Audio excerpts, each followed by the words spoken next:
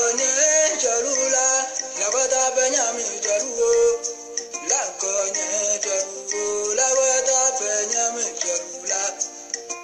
Ao jalula, la bata penyami jaluo. La cogne jaluo, la bata penyami jaluo. La cogne jaluo, la bata penyami jaluo. Ekadragao, wanila mubanyabwa. Imagadagao, awliyo wanila mubanyabwa. La bata penye jaluo, la konye jaluo.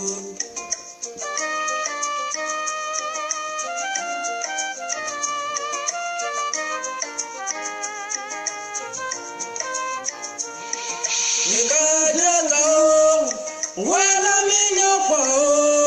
Imagadagao, awliyo wanila mubanyabwa.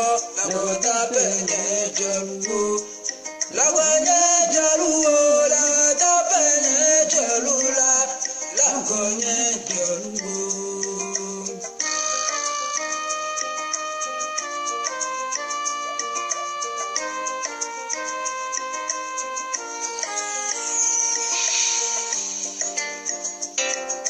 Jaso, jaso, jaso, ajaje kabanino. Jaso, ajaje kabanino. Jaso, jere kabanino, jere kabanino. Jaso, jere kabanino, jere kabanino. Jaso, recordes en bien comme malambote. Où le crime le gêne, que chasse le matin. On t'applaudit quand tout va bien pour toi. Le jour tu dors, tu n'as plus d'amis. Nos amitiés sont perdus par intérêt. Maman, oh, tu cabaino. Maman, oh, tu cabaino. Jaso, mama, oh, tu cabaino. Jaso, maman, le petit candidat. Maman, Cada squad will be more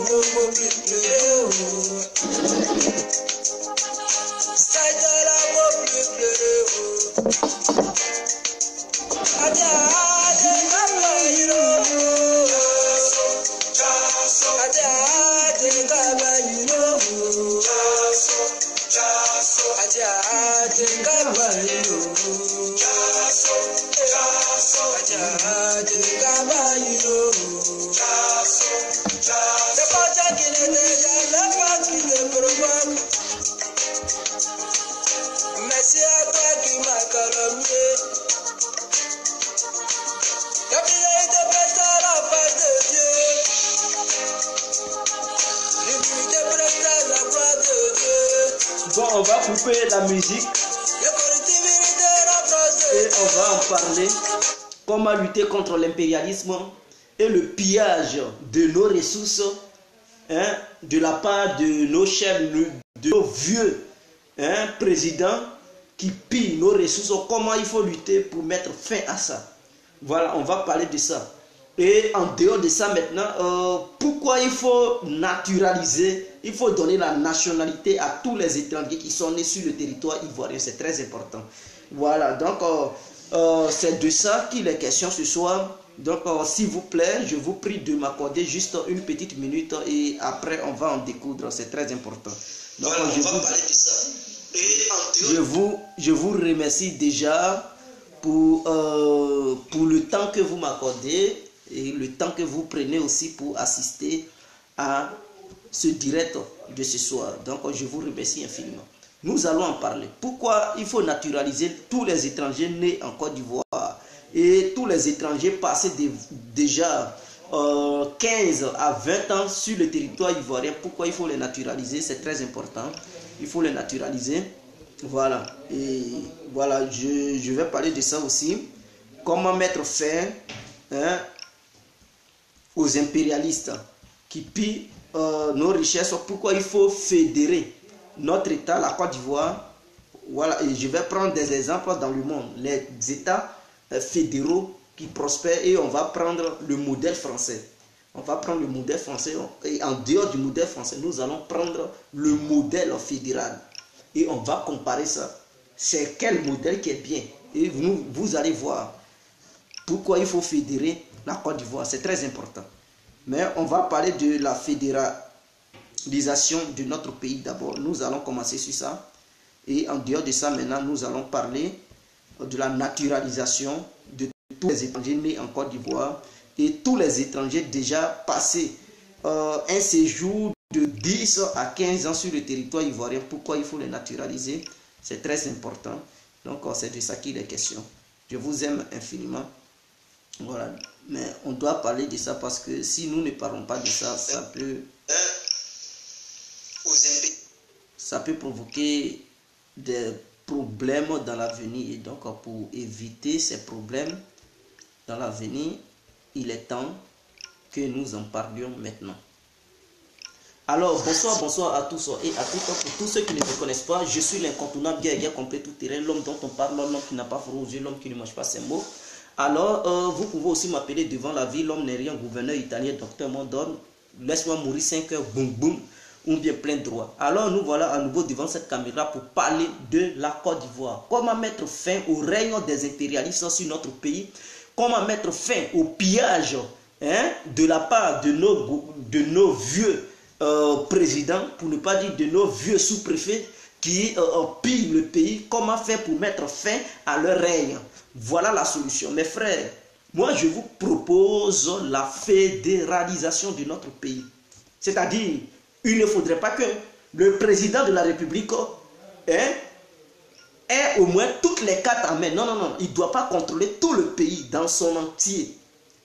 Il ne doit pas donner les ordres partout, sur toute l'étendue du territoire. Ce n'est pas le président de la République qui doit donner les ordres.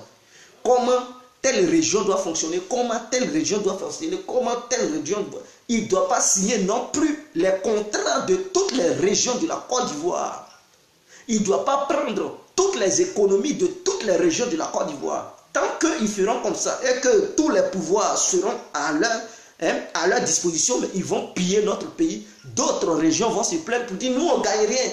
On n'a rien, ils nous ont abandonnés. Depuis qu'ils sont venus au pouvoir, voilà, ils travaillent avec leurs frères. Ce sont leurs frères qui sont nommés au sein du gouvernement, c'est là-bas ils donnent. Et puis ils nous haïssent. Et ça va encore amener ce que nous avons connu dans le passé. Pourquoi la rébellion est née? Parce que d'autres disaient que dans le pays là, on ne voyait pas des gens porter boubou. On ne pouvait pas voir les gens porter boubou et sans les maltraiter. Et les nordistes étaient oubliés, n'est-ce pas? Ce n'est pas ce prétexte qu'ils ont utilisé pour dire rébellion. Ok. Et que les nordistes, ils étaient délaissés. Les nordistes, il n'y avait pas d'emploi. On n'employait pas les nordistes. Ils étaient maltraités dans le pays. Et que le président de la République, il travaillait avec ses amis. Il donnait de l'emploi à ses amis. Il développait d'autres régions. Et donc, ça a révolté ceux qui étaient de l'autre région. Ça les a poussés à prendre les armes. Pour faire quoi? Pour enlever le président de la République qui, lui, tient toutes les cartes en main. Ok. Donc, on dit les mêmes causes produisent les mêmes effets. Pour éviter ça, moi, j'aimerais la fédéralisation de la Côte d'Ivoire. Aujourd'hui, Ouattara, le vieux Ouattara qui gouverne la Côte d'Ivoire, si il ne gouverne pas toute la Haïti, il n'a pas tous les pouvoirs à sa disposition. Ouattara ne peut pas décider de donner un terrain, par exemple, à Gagnoua, là-bas, au roi marocain, pour dire hey, ce terrain, cet espace-là, le roi marocain doit construire là-bas, donc on casser les maisons de là-bas. Non, non, non, non, il ne peut plus se permettre cela.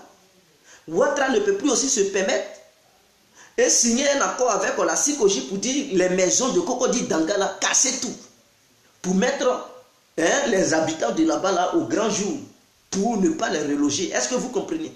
Ouattara ne peut plus se permettre de dire, bon, à Yamoussoukro, tel endroit là, les immeubles sont mal construits, donc allez-y casser tout. Anouloto ne peut plus se lever pour prendre des décisions Parce que le président de la République en question lui a donné l'ordre d'aller casser maison des gens. Elle ne peut plus se lever parce que tous les pouvoirs ne seront plus à la disposition du président de la République et ses amis. Est-ce que vous comprenez ce que je veux dire? Alors, parce qu'un État fédéral, c'est très simple. En Côte d'Ivoire, il y a plusieurs régions. Pour éviter les crises que nous avons connues dans le passé et les crises à venir, alors il faut dès maintenant projeter la vision très loin. Il faut projeter une vision lointaine. Pourquoi les Blancs, ils sont plus intelligents que les Noirs? Les Noirs, ils réfléchissent aujourd'hui, ils pensent pour aujourd'hui, mais pour demain, là, ils oublient. Moi, j'essaie de projeter ma vision à demain. Une vision lointaine.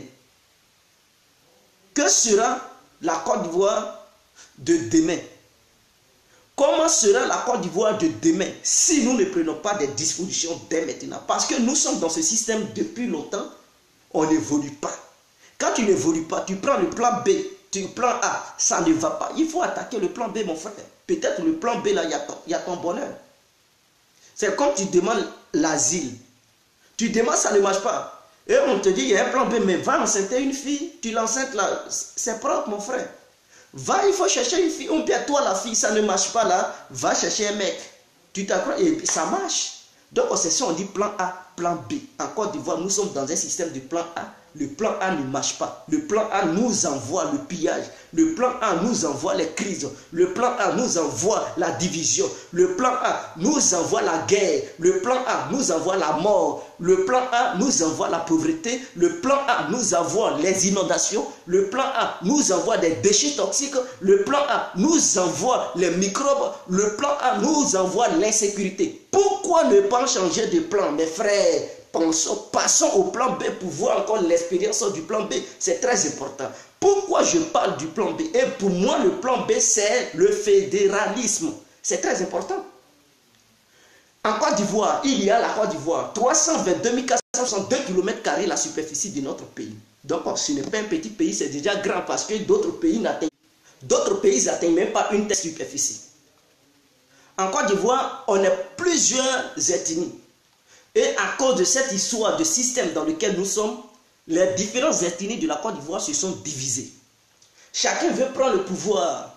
Et quand l'autre prend le pouvoir, une ethnie va contester le pouvoir de l'autre. Une ethnie va s'opposer farouchement. Une ethnie va dire nous on ne gagne pas. Une ethnie va dire on est maltraité. Une ethnie va dire on subit la politique du président en place. Pour éviter ça. Pour éviter que les ethnies pleurent en Côte d'Ivoire, pour éviter que les uns et les autres ne soient plus frustrés, alors les Ivoiriens vont élire le président de la République. Ils vont mettre un président de la République. Mais en dehors du président de la République, chaque région, je dis bien chaque région, va voter son gouverneur. Donc chaque région vote son gouverneur. Et ce gouverneur, il représente le président de cette région où ils l'ont voté. Et donc, qui va voter ce gouverneur? Ce sont les habitants de cette région qui vont voter leur gouverneur. Donc, automatiquement, le gouverneur, lui, il est indépendant, il est libre. Il n'est pas dépendant du président de la République. Il est indépendant du président de la République. Donc, son pouvoir, la région où il va gouverner là, ce n'est pas le président de la République qui va lui donner une feuille de route pour dire, voici, il faut faire ça. Non, lui, il n'est pas un ministre. Il a été élu au suffrage universel de sa région. Donc, lui, il est libre, il est indépendant. Il n'est pas dépendant du président. Donc, en aucun cas, le président de la République va lui donner des ordres à faire quoi que ce soit. Non. Donc, il sera indépendant. C'est à lui maintenant de s'organiser pour voir comment dans sa région, il va essayer de maintenir la sécurité. Est-ce que vous comprenez? Il peut former une police de la région, peu importe. Les tenues de cette truc, ou bien la tenue de cette police, c'est à lui de choisir. Il doit aussi créer des militaires de la région. Il doit créer les gendarmes de la région. Non seulement cette armée qu'il va créer dans la région, ça va permettre à la jeunesse de cette région de gagner de l'emploi. Et non, on ne va plus parler d'une armée de la Côte d'Ivoire qui fait au moins 30 000 hommes. Ça, c'est peu. Or, si on crée des forces de défense par région, vous allez voir, les régions seront mieux sécurisées parce que chaque région aura des policiers. Et c'est le gouverneur de cette région qui va maintenant recruter, il va demander combien de policiers il veut dans sa ville. S'il dit, bon, il veut 10 000 policiers dans sa région, pour pouvoir sécuriser toute la région, 10 000 policiers, mais il va donner de l'emploi aux habitants de cette région. Et les gens qui habitent dans cette région-là, ce sont eux qui doivent travailler dans la région. Tu ne dois pas quitter dans une autre région pour aller travailler dans une autre région, non. Pour travailler là, il faut habiter dans l'endroit. Donc si tu es d'une autre région et que tu veux travailler dans l'autre région, il faudrait que tu déménages. Il faut quitter l'autre région, viens habiter dans la région avant d'obtenir un emploi. Donc chaque gouverneur va dire, bon, je veux 10 000 policiers. Combien de militaires pour sécuriser ma région? Je veux tel nombre de militaires, au moins 15 000 militaires pour ma région. Ok, combien de gendarmes? Je veux tel nombre de gendarmes. Combien de trucs de douaniers? Je veux tant. Voilà, et ça va donner beaucoup d'emplois, non seulement à la jeunesse de la région, ils vont rentrer dans l'armée. L'autre aussi région, le gouverneur de l'autre région aussi, il va aussi faire son truc, ses calculs, pour donner de l'emploi à la jeunesse de sa région. Celui qui va gouverner Abidjan, comme Abidjan, c'est une grande région de lagunes, là-bas aussi, lui, le gouverneur de là-bas, il sera obligé de chercher les marins, parce qu'il y a l'eau là-bas. Il y a l'eau, donc il va chercher les marins, il va chercher tout sortes de trucs armés, voilà, armée de l'air et tout ça. Mais les autres régions, il y aura aussi l'armée de l'air. Mais à Abidjan uniquement, il y aura des marins parce que là-bas, il y a l'eau. Maintenant, ceux qui vont diriger la région de Fresco, là, eux aussi, ils vont avoir les marins. Ceux qui vont diriger la région où se trouve San Pedro, il y aura aussi des marins parce que là-bas, il y a l'eau. Mais là où il n'y a pas l'eau, là, il n'y aura pas de marins parce qu'il n'y a pas d'eau. Est-ce que vous comprenez? Voilà comment le pouvoir sera partagé. Et donc, le président de la République, lui, il ne peut plus donner des ordres aux gouverneurs des différentes régions. Est-ce que vous comprenez? Donc, chaque région est autonome. Chaque région est indépendante. Est-ce que vous comprenez? Maintenant, les richesses seront partagées. C'est-à-dire, à l'ouest, le gouverneur de l'ouest qui va gouverner une région de l'ouest, l'argent qu'il va gagner là-bas, le budget qu'il va gagner, il va prendre une partie pour donner maintenant au président de la République.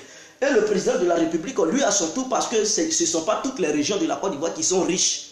Est-ce que vous comprenez? Donc, l'argent que les différentes régions vont donner, si un gouverneur d'une autre région a des problèmes et qu'il demande maintenant l'aide du président de la République, parce que le président de la République, lui, il est là pour repartager l'argent que les autres ils vont donner, que leurs régions produisent, voilà, les économies que leurs régions produisent, et qu'ils vont couper une partie pour donner au président de la République. Ce président de la République, il va aussi enlever là-dedans, il prend un budget pour donner aux autres gouverneurs des autres régions qui, leur région ne produisent pas assez de ressources, où il n'y a pas beaucoup d'argent, maintenant il leur donne pour leur venir en aide. Donc l'industrialisation, ça sera une concurrence. Chaque gouverneur va industrialiser sa région, chaque gouverneur va créer des écoles, parce que les habitants de ta région ne doivent pas aller ailleurs pour faire... Non, il faut créer des lycées, des universités, des hôpitaux et tout pour reconforter les habitants de ta région. Et donc vous allez voir, la Côte d'Ivoire sera modernisée, industrialisée. Maintenant, pour lutter contre les impérialistes, vous voyez, les impérialistes n'auront plus influence sur le pays. Pourquoi je le dis? Parce qu'en Côte d'Ivoire, il y a des traites. Il y a d'autres qui sont prêts à vendre leur pays pour des miettes. Ok, si on partage la Côte d'Ivoire par région, ce n'est pas pour... ça appartient à tous les Ivoiriens. Ça appartient à tous les Ivoiriens. On a une même pièce d'identité et tout. Mais si c'est partagé par région, et dans chaque région, il y a des gouverneurs. Maintenant, les gouverneurs qui veulent trahir leur région pour signer des pactes avec la France, pour que la France vienne piller leur région, mais ils n'ont pas signé des pactes avec la France. Quand la France va signer des pactes avec eux, là, ils vont piller leur région. Là. Les habitants de ces régions-là, ils vont voir que quand leurs yeux vont s'ouvrir, ils vont dire on ne veut plus coopérer avec la France. C'est comme ça, petit à petit, beaucoup vont se révolter contre les impérialistes.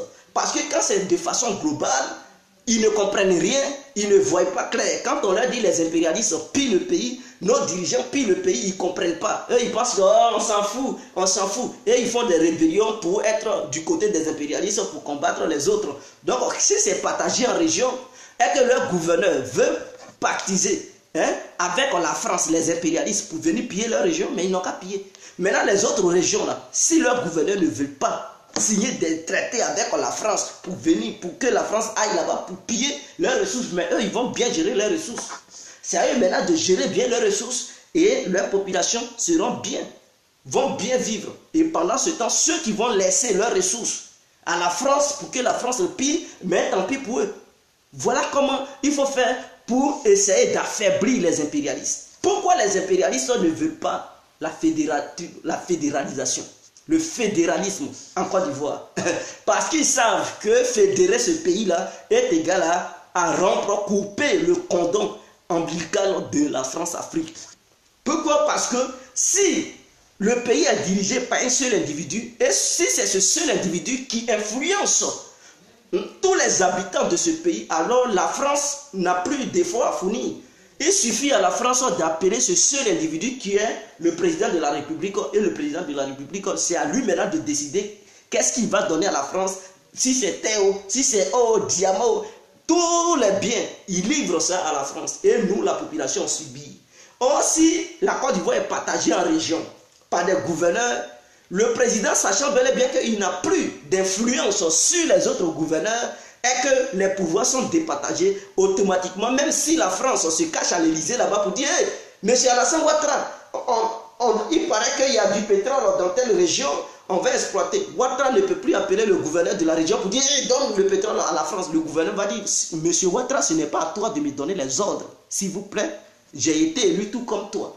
Donc, laisse-moi, c'est à moi de négocier à qui donner le contrat pétrolier. Et non à toi de me donner les ordres. Donc, c'est à ce gouverneur-là maintenant qui va voir quelle société étrangère fait appel pour pouvoir venir extraire le pétrole. Maintenant, une fois le pétrole extrait, alors ce gouverneur-là, il va prendre un pourcentage pour donner au président de la République suprême de la Côte d'Ivoire. Et c'est ce dernier-là qui va départager la richesse qu'ils vont découvrir dans cette région pour donner aussi aux autres régions. Voilà comment on peut échapper aux impérialistes.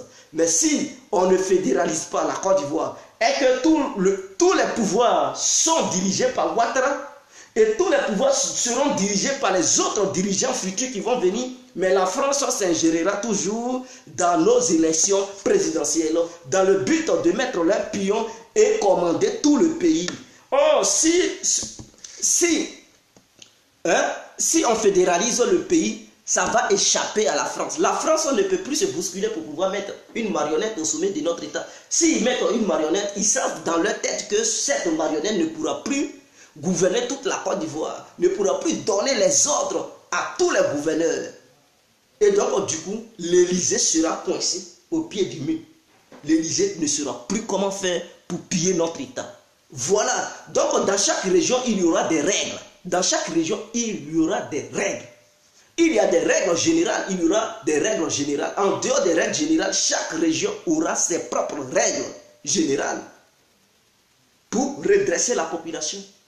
Donc, si tu quittes l'autre région pour aller dans une autre région, il faudrait que tu te renseignes. Voilà, comment, qu'est-ce qu'on doit faire, qu'est-ce qu'on ne doit pas faire dans telle région. Ainsi que la sécurité sera bien garantie. Mais le président, si c'est lui qui gère tout le pays, il ne pourra pas contrôler même la sécurité du pays. Ses ministres ne travaillent pas. Un ministre, on lui dit, bon, tu es le ministre de l'Agriculture. En Côte d'Ivoire, l'agriculture, on fait ça au nord, à l'ouest, à l'est, partout en Côte d'Ivoire. Et ce ministre, il est capable de surveiller toutes les agricultures qu'on fait sur tout le territoire ivoirien. Automatiquement, ça lui échappe. Il ne pourra pas maîtriser ça. On dit, toi, tu es le ministre de la Sécurité. Donc, il doit maintenir la sécurité sur toute l'étendue du territoire de la Côte d'Ivoire, en commençant par le nord, au sud, l'est, l'ouest, en passant par le centre. Mes frères, ça va lui échapper, cette sécurité. Et voilà pourquoi ça ne marche pas. Cette histoire de micro, parce que le ministre de la Défense, il va beau faire, mais le pays est grand, il ne pourra pas maîtriser la sécurité tout entière sur l'étendue du territoire. Voilà le vrai problème. Or, si la Côte d'Ivoire est partagée en régions, chaque région va pouvoir maîtriser sa sécurité de la région. Ah oui, oui, parce que si ça ne va pas, tu vas essayer de voir, tu vas dire, bon, il me faut combien de policiers ici pour pouvoir maîtriser la région, faire combien de mètres carrés et combien de policiers qu'il me faut dans cette région pour pouvoir maîtriser les bandits et les trucs, les coupeurs de route et tout ça, pour aider le peuple à bien circuler dans cette région pour ne pas se faire agresser par des coupeurs de route ou bien des microbes et tout ça. Et le gouverneur de la région va voir, il va dire, bon, peut-être il me faut 15 000 policiers. Les 15 000 policiers, mais les jeunes qui habitent dans la région, ça va être la concurrence entre les différentes régions.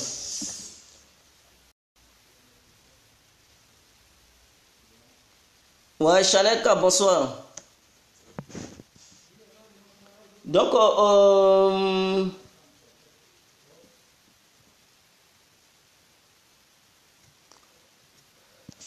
voilà. Et je prends maintenant le cas des États fédéraux dans le monde. Vous allez comprendre que les États fédéraux marchent. Et là-bas, il y a beaucoup de richesses que le système français. Le système français n'est pas fédéral. Raison pour laquelle en France, il y a assez de trucs de pauvreté, vous ne pouvez pas imaginer. Les pauvres en France, vous partez dans les rues, les gens ils dorment dans les rues en France. Ah oui, ceux qui connaissent Paris, ils savent, vous partez dans les rues de Paris, mais les gens ils dorment. Même les étrangers qui viennent, la France n'a même pas les moyens pour pouvoir les faire trucs. Ils ne font pas, leur politique n'est pas bien. Prenez la Norvège. La Norvège est un État fédéral parce qu'il y a des gouverneurs dans chaque truc département. Pour ne pas dire, moi je préfère parler au nom de trucs de région. Je préfère ça. Je préfère dire des trucs région que de parler de département. Mais la Suède, elle est comme ça. En Suède, il n'y a pas de pauvreté comme ça. Parce que c'est un État qui est fédéral. En Norvège, c'est un État fédéral. Mais est-ce que ces Français-là écrivent dictature? Non, non, non, ils n'écrivent pas dictature. Parce qu'il y a élection, on met toujours quelqu'un, mais en dehors des élections, il y a encore des basses élections. C'est-à-dire, on vote les gouverneurs. En Côte d'Ivoire, le système démocratique, c'est quoi? C'est la liberté de l'expression. Donc, si on fédéralise notre pays, ce n'est pas une manière de dire, bon, un individu va décider qui va gouverner. Non, non, on fera toujours des élections. C'est à travers les élections qu'on votera des gens. Donc, ça sera toujours le système démocratique. Mais un système démocratique modifié, qui ne sera pas le système démocratique français de l'Élysée, qui nous a imposé un système dans lequel l'Élysée va nous malmener. Donc, vous prenez la Suède. C'est comme ça. Ce n'est pas le président qui dirige toute la Suède, ou bien le premier ministre. Non, non, non, non.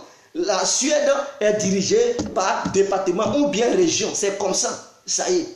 Vous prenez la Norvège, c'est la même chose. Et ces pays-là sont bien riches. Ah oui, oui, les gens, ils ne chôment pas là-bas. Ce sont des pays scandinaves. Ce sont ces pays-là sont bien riches. Vous partez en Finlande, c'est la même chose. C'est le même système.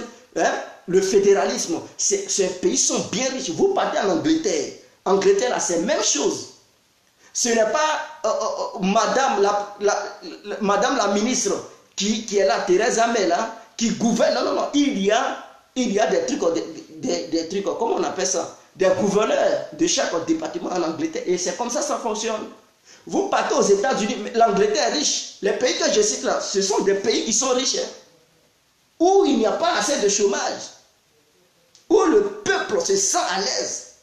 Ah oui, oui, vous prenez la Suède, ce n'est pas un pays qui est pauvre. Vous prenez la Finlande, ce n'est pas un pays qui est pauvre. Vous prenez la Norvège, ce n'est pas un pays qui est pauvre. Vous prenez l'Angleterre, ce n'est pas un pays qui est pauvre. Vous prenez les États-Unis de l'Amérique. Mais Trump, il est le président. Mais en dehors de Trump, il y a des gouverneurs. Parce que Trump, lui seul, il ne peut pas gérer le pays tout entier. S'il veut gérer le pays tout entier, maintenant, il va tuer.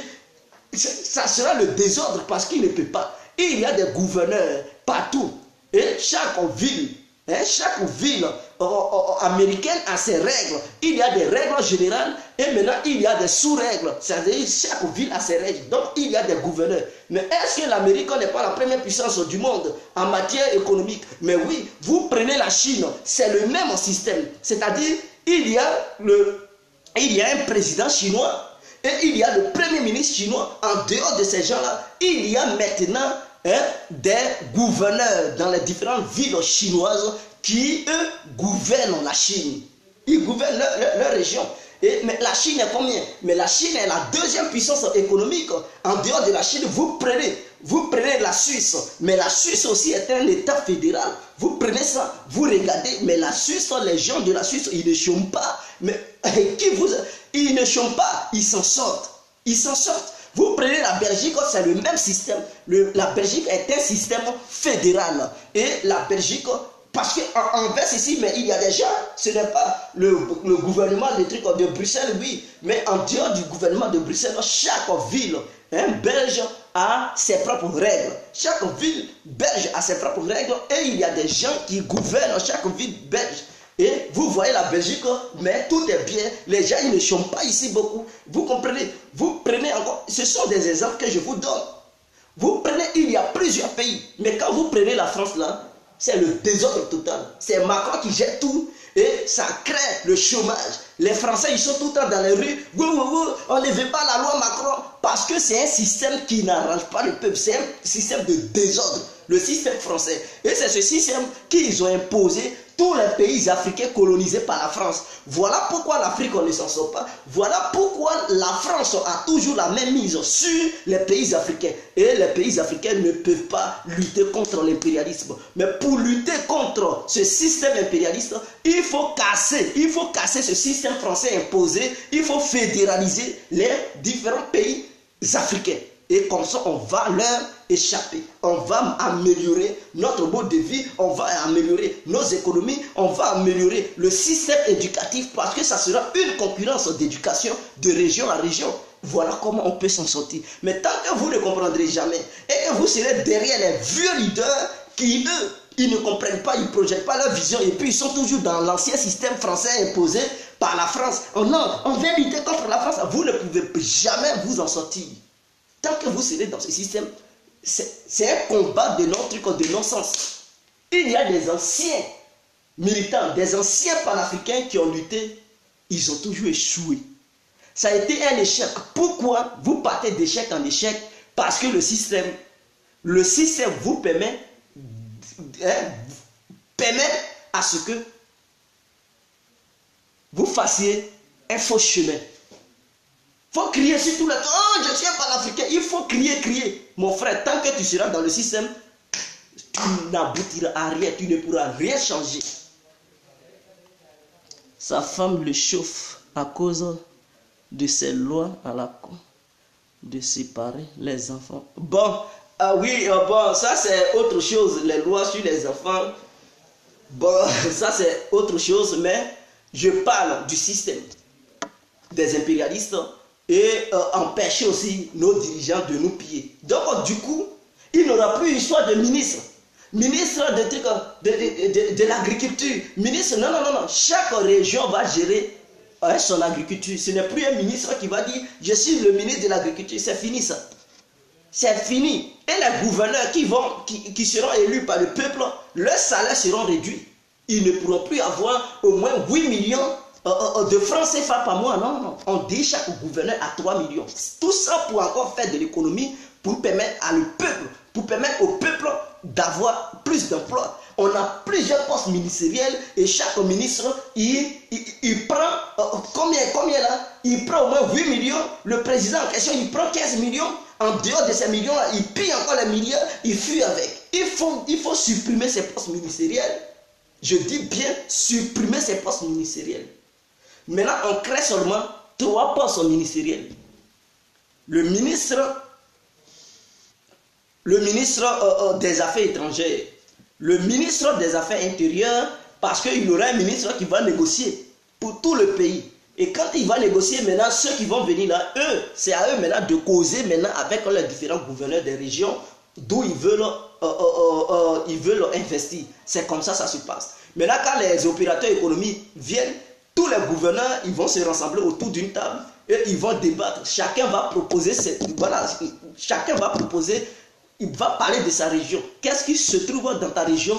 Qu'est-ce que tu aimerais que ces opérateurs économiques aillent faire là-bas? Et tout ça, chacun va apporter ses arguments et débattre avec ces opérateurs économiques. Maintenant, c'est à eux maintenant de voir où ils veulent aller investir, C'est comme ça. Donc, un ministre des Affaires étrangères, un ministre des Affaires intérieures. Est-ce que vous comprenez? Parce que quand les étrangers vont venir, il y aura un ministre qui va les accueillir pour les affaires internes. Et c'est ce ministre qui va maintenant envoyer des messages à tous les gouverneurs pour dire, ah, il y a des gens qui sont venus, qui veulent investir dans le pays. Donc, chacun n'a qu'à venir montrer son programme. Et c'est comme ça, chaque gouverneur va venir pour parler de sa région. Et voilà, les priorités, les avantages et les trucs de sa région. Pourquoi il veut que les gens n'ont qu'à aller investir là-bas. Pourquoi. C'est à chacun d'expliquer maintenant aux opérateurs économiques d'aller dans leur région pour investir. Voilà, donc le président, lui, il est écarté. Maintenant, le président, par contre, il peut quitter le pays pour aller parler de son pays. Et là-bas, mais il ne doit pas signer un accord sans l'avis des différents gouverneurs. S'il doit signer un accord, il faudrait que les différents gouverneurs du pays soient d'accord avec cet accord pour signer cet accord au nord du pays.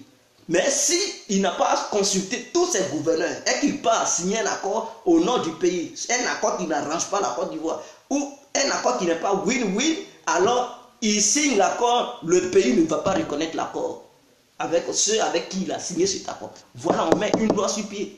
Pour ne plus que ces dirigeants-là, ils aillent là-bas à l'étranger pour signer un accord où la Côte d'Ivoire aura 15% et les pays étrangers auront au moins 85%. Non, c'est fini ça. Il faut mettre fin à ça. Voilà comment il faut les contrer.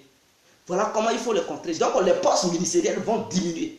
Cette histoire de poste de vice-président, on zappe. Premier ministre, on enlève tout. Il n'y aura plus de premier ministre. Premier ministre, tout, on enlève. Là, comme ça, leur argent, on met ça à la disposition du peuple. Sénat, on enlève cette histoire de Sénat. On enlève le Sénat parce que ça prend assez d'argent et ça ne fait rien. Depuis qu'ils ont mis Sénat fait quoi encore? Sénat n'a rien encore foutu. Mais ceux qui sont les sénateurs, là, ils bouffent l'argent. Ils sont payés par mois. Mais ils ne proposent rien. Qu'est-ce qu'ils ont proposé? Rien. Non seulement les députés, ils sont incompétents en Côte d'Ivoire. Ils n'ont pas encore trouvé une solution pour le peuple. Et on met encore un autre poste, on dit les sénateurs. On met encore les sénateurs, ils sont déjà des sénateurs, ils bouffent déjà des millions. Ils sont payés à des millions, mais ils n'ont rien encore apporté à la Côte d'Ivoire. Voilà où l'argent part. C'est-à-dire qu'ils créent des postes pour nourrir les vieux. Et la jeunesse en souffre. Raison pour laquelle il faut le fédéralisme. Pour boucher tous ces postes-là, c'est supprimer tout. Et l'argent qu'on donnait à ces gens-là, on donne ça maintenant au peuple. On partage l'argent pour le bien-être du peuple. Voilà comment. Voilà ma vision. On ne peut pas dire sénateur, il ne fait rien. Député ne fait rien. Le premier ministre ne fait rien. Président adjoint, tout ça ce sont des postes. Et le président adjoint, lui, il est payé cher. S'il n'a rien, s'il ne gagne rien, peut-être c'est 12 millions par mois. Le président en question, peut-être c'est 15 millions, bien 20 millions par mois. En dehors de ça, il vole encore. Le premier ministre, si lui n'a rien touché, c'est 10 millions.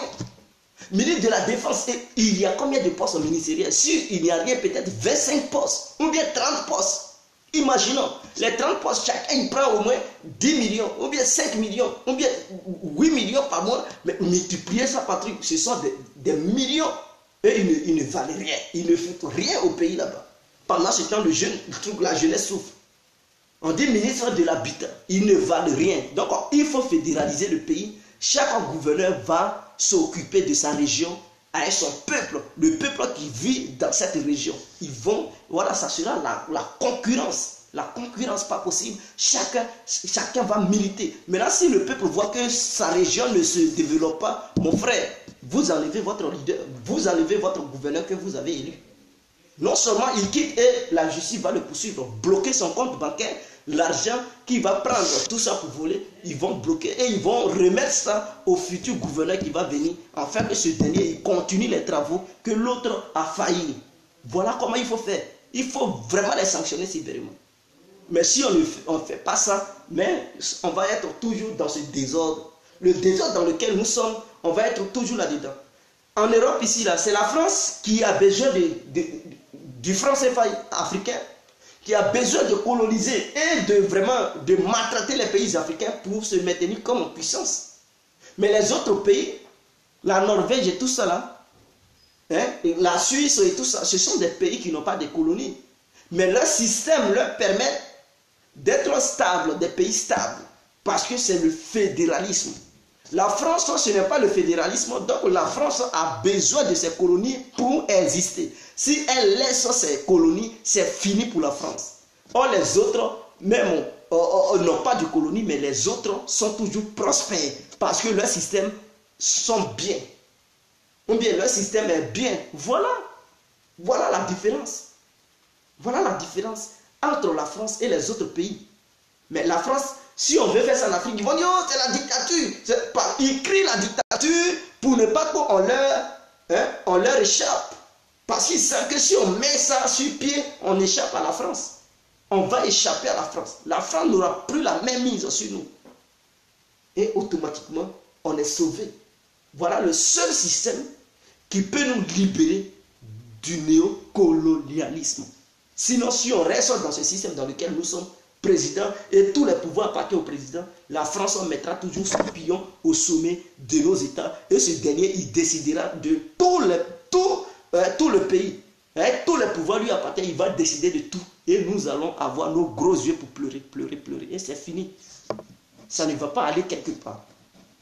Est-ce que vous comprenez? Maintenant, laissons cette histoire du fédéralisme. Parlons maintenant des étrangers de la Côte d'Ivoire. Vous savez, nous, Ivoiriens, nous qui sommes hors du pays, je parle de l'Europe par exemple, quand tu vis sur le territoire, on te naturalise, ou bien quand tu nais sur le territoire, on te naturalise. Vous comprenez? Donc, par exemple, en France, quand tu nais là-bas, à l'âge de 18 ans, on te donne la nationalité française. Et en France aussi, quand tu fais un enfant avec une femme française ou bien une fille ivoirienne fait enfant avec un Français et que ce dernier reconnaît l'enfant, automatiquement l'enfant aura sa nationalité. L'enfant est français. Est-ce que vous comprenez? Maintenant, même si tu n'as pas la nationalité et que tu as accouché ton enfant sur le territoire français, à l'âge de 18 ans, l'enfant, on lui octroie la nationalité française. C'est normal. En Côte d'Ivoire, vous savez, il y a beaucoup d'étrangers qui sont venus en Côte d'Ivoire qui n'ont pas la nationalité. Et ces étrangers, depuis qu'ils sont venus en Côte d'Ivoire, ils n'ont pas encore mis pied même dans leur pays d'origine. Ils ont fait des enfants en Côte d'Ivoire. Ces enfants-là, depuis qu'ils sont nés là, ils ne connaissent même pas le pays de leurs parents. Et leurs parents n'ont jamais pris, il ne serait-ce qu'un jour pour leur montrer d'où ils viennent. Ils vont dire, bon, je suis burkinabé, je suis libérien, je suis sierra-léonais, ou bien je suis ghanéen, ou bien je suis malien, ou sénégalais. Mais ils ne prennent pas leurs enfants pour aller là-bas, pour leur montrer à quoi ces pays ressemblent. Est-ce que vous comprenez? Et ces enfants-là, ils grandissent en Côte d'Ivoire. Ils font leurs études en Côte d'Ivoire. Ils grandissent en Côte d'Ivoire. Ils cherchent même femmes, ou bien il y a des filles, si elles sont des filles, elles cherchent même garçons sur le territoire ivoirien. Mais tout cela, elles n'ont pas toujours la nationalité. Moi, quant à moi, je propose, le futur président qui va venir, je lui propose de naturaliser ces gens-là, ces enfants qui sont nés sur le territoire ivoirien, qui ont grandi, qui ont fait leurs études sur le territoire ivoirien. C'est comme si c'était le sang ivoirien qui coulait dans leurs veines. Ils ont mangé ivoirien, ils ont grandi ivoirien. Ils ont la mentalité ivoirienne parce qu'ils ont côtoyé les Ivoiriens depuis qu'ils sont nés. Il faut les naturaliser automatiquement. C'est très important. Il ne faut pas dire non, non, non. Parce que ces gens-là, ils ne se sentent plus d'ailleurs que Ivoiriens. Encore ça, d'autres, quand on parle, ils disent je suis Ivoirien plus que toi. Est-ce que vous comprenez? Parce qu'eux, ils se sentent Ivoiriens dans leur truc, dans leur corps. Ils se disent ils sont Ivoiriens. Tu es né là-bas, tu as grandi là-bas, tu as mangé la nourriture, tu t'es baladé à les Ivoiriens, même si tes parents ne sont pas Ivoiriens. Mais tous tes amis, ta copine ou bien ton copain, tout le monde est Ivoirien. Et tu grandis, tu as 18 ans, 20 ans. On te dit non, tu n'es pas Ivoirien, que tu es un étranger. Vous savez, ça fait mal. C'est comme si vous qui êtes à l'étranger, là, en Europe, aux États-Unis et tout, vous accouchez vos enfants partent à l'école depuis leur bas âge, et ils grandissent, ils ont 20 ans, 30 ans. Et puis, ces pays-là disent que non, ces pays-là refusent de leur octroyer la nationalité. Est-ce que c'est normal? Ce n'est pas normal. Ça va vous frustrer quand même. Or, vos enfants-là, peut-être, ils ne connaissent même pas la Côte d'Ivoire. Depuis qu'ils sont nés là, ils n'ont jamais mis pied là-bas. Donc, ils vont se sentir quoi? Mais non, si c'est en Angleterre, ils vont se sentir anglais. Si c'est en France, ils vont se sentir français. Si c'est en Belgique, ils vont se sentir belges. Si c'est en Amérique, ils vont se sentir américains. Parce qu'ils ont mangé la nourriture, ils ont reçu l'éducation de ces différents pays. Est-ce que vous comprenez? Donc, automatiquement, il faut naturaliser ces personnes-là. Il faut les naturaliser pour leur bien-être aussi. Parce que ces gens-là aussi sont dotés d'une intelligence qui peuvent aussi apporter un grain de sel au développement de notre pays. Mais tout en disant à ces gens-là, vous pouvez tout faire. Mais côté élection présidentielle, là, non. Laissez là-bas, mais vous pouvez poser vos candidatures si vous voulez devenir des gouverneurs, maires ou des députés, il n'y a pas de souci. Vous pouvez aller sur ce côté-là. Ou bien des conseillers, des hauts cadres, il n'y a pas de souci. Enseignants, professeurs, oui, parce que vous êtes ivoirien, mais côté élection présidentielle, non. Voilà comment il faut faire les choses. De la manière en Europe, ici, ils ne laissent pas les Noirs devenir présidents de la République de leur pays, là. Mais les Noirs peuvent devenir ministres, les Noirs peuvent devenir des députés, les Noirs peuvent devenir des maires. Voilà, il faut faire le même truc au programme là-bas. Pour que ces gens-là puissent se sentir en sécurité, ils puissent mieux se sentir dans leur peau. Et donc, ma vidéo, c'était pour dire ça aux gens, c'était pour demander aux uns aux autres de faire ceci, cette démarche, pour donner la nationalité aux gens. Maintenant, en dehors de ces enfants qui sont nés là-bas, maintenant les parents, les familles, des gens qui sont partis en Côte d'Ivoire, qui ont vécu sur le territoire ivoirien pendant des années, qui ne sont jamais sortis du territoire pour aller encore dans leur pays d'origine respective, alors il faut permettre à ces gens-là d'obtenir leur nationalité. Si ces gens-là, ils n'ont pas un problème judiciaire, parce que s'ils ont des problèmes avec la justice, alors on ne leur donnera pas la nationalité. Ou bien on ne leur donnera pas plutôt la nationalité. Il faudrait que ces gens-là ne soient pas en confrontation avec notre justice ivoirienne. Il faudrait que leur casier judiciaire soit vierge. Parce que si c'est rempli, on sait que tu es un palabreux, tu fous la merde partout, non, on ne pourra pas te donner. Mais tu n'as aucun souci avec la justice. Ton casier judiciaire est vierge, mais mon frère, tu vas partir. On va te donner la nationalité. Tu es le bienvenu, ou ma soeur, tu es la bienvenue dans le pays. Et on met le pays, on dit voilà, il faut apporter de quoi tu es capable. Tu apportes aussi ton grain de sel. Vous comprenez? Donc voilà comment il faut faire. Donc c'est ma nouvelle vision. Et je vous appelle dès maintenant d'aller vous faire enrôler parce que l'enrôlement a déjà commencé. Ça va finir bientôt. Vous pouvez vous enrôler. L'enrôlement, ce n'est pas seulement pour aller faire élection présidentielle. L'enrôlement, peut-être tu vis dans ta commune. Tu habites dans ta commune. Le maire là, il t'énerve. Lui-même là, il ne regarde même plus ta commune. Il s'en fout. Il habite ailleurs. Inondation va te tuer, ma soeur. Inondation vous tue. Inondation là, ça vous tue. Le maire, il ne fait rien pour mettre fin à cette histoire d'inondation. On te dit, ma soeur, va te faire enrôler. Tu es trop fâché, il faut chasser le maire. C'est-à-dire, les prochaines élections municipales, là, va mettre ton bulletin pour ne plus que ce même maire-là soit encore le maire de ta commune. Ou bien le maire de ta ville. Il faut changer ce maire. Mais si tu refuses de te faire enrôler, tu refuses de te faire enrôler, mais c'est ce maire-là qui sera toujours là. Et ton quartier, ou bien ta commune sera toujours inondée. Cette eau-là va tuer toujours les habitants. Peut-être ça ne t'a pas encore tué, mais demain, là, quand il va encore pleuvoir, peut-être c'est toi ça va tuer. Pourquoi? Parce que tu as refusé de te faire enrôler. Et des gens qui sont ignorants, ils ont encore voté ce même maire-là. Donc ce même maire, il restera là. Et ta ville ne se développera pas. Donc si tu es trop fâché, va te faire enrôler pour changer les maires. Ou bien les députés. Pourquoi vous ne voulez pas? Élection, enrôlement là ne veut pas dire aller voter à une élection présidentielle. Si vous voulez boycotter élection présidentielle, mais on ne sait jamais. Peut-être dans cette histoire-là, tu t'es pas fait enrôler et tu vois ton frère, il pose sa candidature. Mais tu vas regretter. Et tu ne seras plus capable de voter ton propre frère parce que tu t'es pas fait enrôler. Et quelqu'un qui ne pouvait pas battre ton frère dans les urnes, tu vois ce dernier, il bat son frère. Il bat ton propre frère dans les urnes. Pourquoi? Parce que tu as refusé de te faire enrôler. Tes amis ont refusé de se faire aussi enrôler. Et un autre individu va venir battre ton frère dans les urnes. Tu vois, vous voyez, ce n'est pas bien. Allez-y, vous faites enrôler. Après l'enrôlement, vous pouvez dire, on ne part pas aux élections présidentielles. Si vous ne voulez pas aller là-bas, ce n'est pas un problème. Mais enrôlez-vous quand même pour changer vos maires. Les maires qui sont dans la mairie, ils ne dorment même pas dans vos communes, ils ne dorment même pas dans vos villes. Ils habitent peut-être à Goïtafla et puis ils travaillent dans une autre ville au loin là-bas.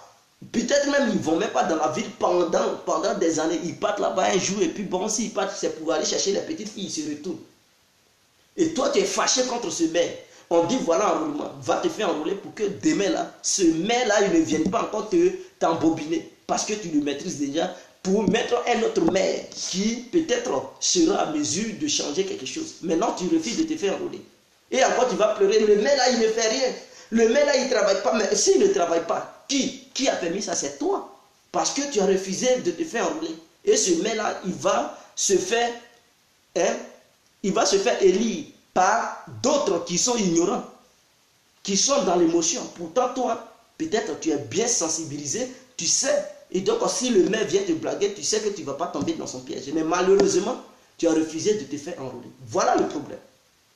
Voilà le problème. Donc, enrôlement ne veut pas dire élection présidentielle seulement. Tu peux changer pour ta commune ou bien ta ville. Tu peux changer quelque chose là-bas. Va te faire enrôler, ma soeur. Va te faire enrôler, mon frère. Mon père va te faire enrôler. Ma mère va te faire enrôler. Enrôlement ne veut pas dire va voter truc comme Ouattara, ou bien va voter Bédier, ou bien va voter Babo. Enrôlement veut dire il faut déjà prendre tes précautions au cas où on ne sait jamais dans la vie. On dit on ne sait jamais, tout peut changer. Qui savait que Mamadou Gassama allait devenir un phénomène? Mamadou Gassama là, est-ce qu'il savait qu'aujourd'hui là, il allait être un leader des Maliens? Est-ce qu'il savait que le président malien allait le recevoir? Est-ce qu'il savait que Macron allait s'asseoir comme ça pour parler? Est-ce qu'il savait qu'il allait devenir le nouveau, ou bien la nouvelle star des chaînes télévisées? On ne sait jamais dans la vie. On ne sait jamais. Il y a encore des années devant nous.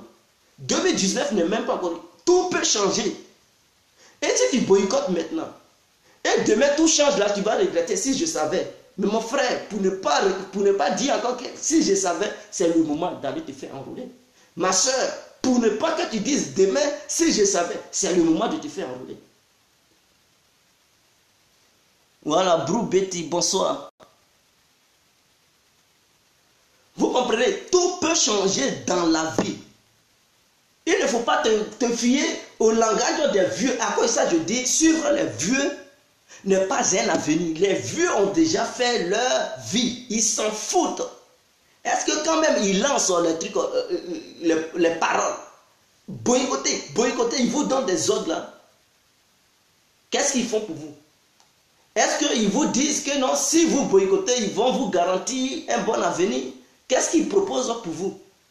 Après avoir fini de tenir ces discours-là, ils proposent quoi pour vous? Mais ils vous laissent toujours dans la misère. Ils vous laissent toujours dans la même galère. Ils vous laissent toujours dans la même souffrance. Ils vous laissent toujours dans votre mode de vie. Ils ne changent rien. Et ce sont ces gens-là qui disent, allez-y boycotter. Mes frères, ne vous laissez pas manipuler.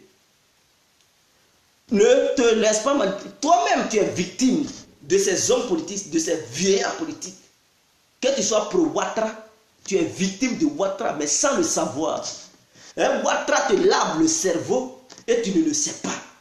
Tu le suis bêtement. Or, pourtant, tu es une victime. Et quand quelqu'un essaie de dénoncer Ouattara, c'est toi maintenant qui es le défenseur de Ouattara. C'est toi maintenant qui veux faire parler de Ouattara.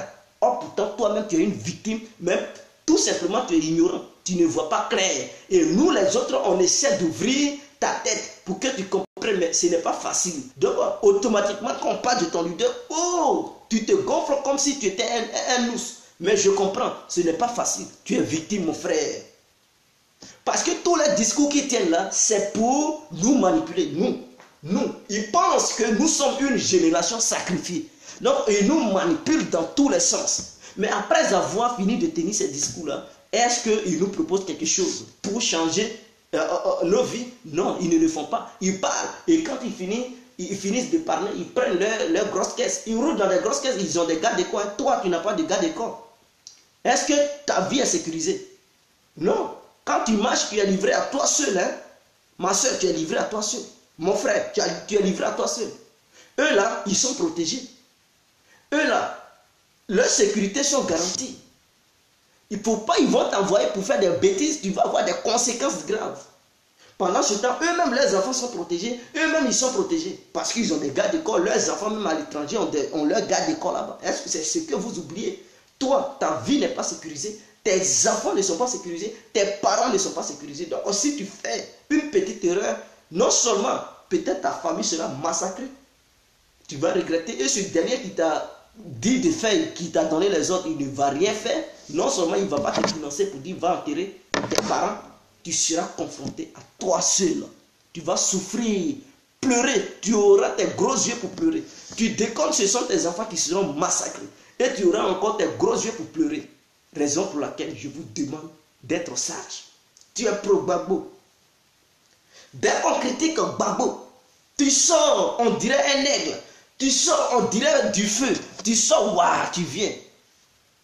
Pourquoi? Parce que tu as attendu le nom qui? Gbagbo. Tellement tu l'aimes que toi-même tu t'oublies. Mais tu oublies que tu es une victime de Gbagbo. Tu oublies que tu te fais manipuler par le parti de Laurent Gbagbo appelé le FPI. Et les dirigeants du FPI te font manipuler. Mais comme tu n'es pas conscient, ou bien tu n'es pas consciente, ma soeur ou mon frère, tu suis bêtement, mais tu es une victime. Ne te laisse plus manipuler. Il s'agit de ton avenir. Il s'agit de l'avenir de tes enfants. Il s'agit de l'avenir de tes arrière-petits-enfants. Il s'agit de l'avenir de ton pays. Ne te fais pas manipuler. Toi-même, tu es un être humain. Toi là, tu es né là. Tu n'es pas né avec un leader. Tu n'es pas né avec Ouattara. Tu n'es pas né avec Gbagbo. Tu n'es pas né avec Bédié. Tu les as trouvés sur la terre. Tu es né là, tu es venu un. Tu vas mourir un. Tu es venu seul, tu vas souffrir seul. Tu es venu seul, tu vas réussir seul. C'est ça la vie. Quand tu partais au CPN, tu n'es pas parti à Bédié, tu n'es pas parti à Gbagbo, tu n'es pas parti à Ouattara. Tu es allé seul. Tes parents se sont occupés de toi seul. Le maître t'a chicoté seul. Tu as senti la douleur seul. Tu es sorti de l'école seul. Tu mènes, tu as une vision seule. Ta vision là, c'est ça qui va te permettre d'être bien demain. Tes enfants seront aussi bien demain. Tes arrière-petits-enfants seront bien demain. Ce n'est pas à Gbagbo de te dire, voilà comment ton avenir sera. Ce n'est pas à Ouattara Draman qui te dira, voilà comment ton avenir sera. Ce n'est pas à Bédié ou Zouemba qui te dira, voilà comment ton avenir sera. Ne te laisse pas manipuler par des politiciens qui n'ont que leurs propres intérêts. La preuve en est que tous ceux qui ont été manipulés pendant la crise, ces politiciens n'ont rien apporté à leur famille. Ils sont livrés à eux. Ouattara a utilisé des jeunes Ivoiriens qui se sont battus pour Ouattara. Ils sont tous morts là. Ouattara a donné quoi à leur famille? Ces gens-là, leur famille regrette. Leur famille regrette. Elles pleurent tous les jours. Ouattara nous a trahis. Ouattara a conduit nos enfants en enfer. Ouattara a conduit nos enfants au l'au-delà. Ouattara a sacrifié nos enfants. Et ces familles sont livrées à elles-mêmes. Les jeunes qui sont morts pour Ouattara, leurs femmes sont restées seules. Peut-être d'autres étaient enceintes. Elles ont fait des enfants. Ces enfants ne connaîtront jamais leur papa ou bien leurs parents. Est-ce que vous comprenez? Et ces jeunes-là ont laissé leurs enfants. Ont laissé leurs enfants, filles, garçons. Ils sont morts. Est-ce que vous avez déjà vu le gouvernement de Ouattara dire, comme ces gens-là se sont battus pour nous, on va essayer d'aider leurs familles, leurs enfants? Non. Ils n'ont jamais aidé les enfants de ces gens-là, les familles de ces gens-là. Donc, vous-même, vous êtes des victimes. Des gens sont morts pour Gbagbo. Des gens sont morts pour Gbagbo. Des jeunes galvanisés, mobilisés, ils sont morts pour Gbagbo. Avez-vous déjà vu le pays dire, comme ces gens-là, ils sont morts pour nous, on va essayer d'aider leurs familles, d'aider leurs enfants, leurs femmes qu'ils ont laissées, ou bien leurs maris qu'elles ont laissés? Non. Le FPI n'a jamais dit ça. Le FPI s'en fout. Vous êtes mort, vous n'êtes pas mort. Eux, ils s'en battent les couilles. Ils ont plutôt une autre vision de boycott. Tu es une victime, ma soeur. Mon frère, tu es une victime. Mais sans le savoir, mais tu te fais manipuler. Et moi, complet, j'ai compris. J'ai compris. J'ai failli mourir. Je ne peux plus encore aller me jeter dans la gueule du loup pour pouvoir mourir encore une deuxième fois. Raison pour laquelle j'appelle ici à la sagesse. Pour casser l'impérialisme, ce n'est pas une histoire de muscles. Car les muscles, les blancs ont beaucoup de muscles que toi. C'est une histoire d'intelligence.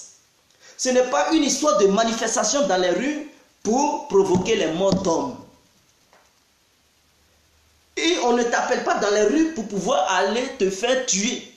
Et en retour, quand tu mourras, qui s'occupera de ta famille? Personne. Ceux-mêmes qui t'ont envoyé, ils vont délaisser ta famille.